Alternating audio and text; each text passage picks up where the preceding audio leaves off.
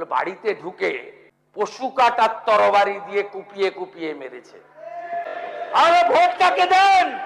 বলছে কাস্তে হাতুড়ি তারায়, তাহলে মারলো কেন? বললো আমরা হিন্দু তাই মেরে দিয়েছি। ভুল পথে চালিত করে আজকে এই লোকগুলোর পরিবার ঠাকুর বানাতো। প্রথম গেলেন হরগোবিন্দ দাসের ফ্যামিলিতে কমরেড মোহাম্মদ সেলিম, তার সঙ্গে মীনাক্ষী বোন গেলেন, বললেন, শুনলেন, বলে আমাদেরই তো পরিবার, দাঙ্গা ঠেকানোর জন্য প্রাণ দিয়েছে।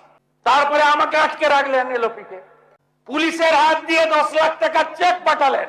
এই পরিবারগুলো দিন মজুরি না করলে খেতে পায় না।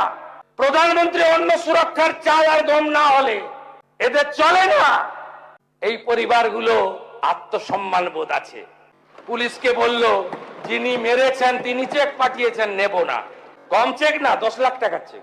তারপরে হাইকোর্ট থেকে পারমিশন নিয়ে আমি গেলাম 14 দিন পরে।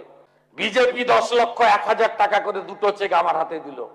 আমি নিয়ে গেলাম, আমার চেক গ্রহণ করলো, বিজেপি চেক। আমি জিজ্ঞেস করলাম আপনার সিপিএম ফ্যামিলি? বলে বাড়িতে ঢুকে পশু কাটার তরবারি দিয়ে কুপিয়ে কুপিয়ে মেরেছে। কমরেড মোহাম্মদ সেলিম বলছেন, প্রাক্তন সাংসদ, যে দাঙ্গা আটকাতে গেছিল তাই মারা গেছে। আপনার বাড়ির লোকরা কোথায় ছিল? আরে ভোট কাকে দেন?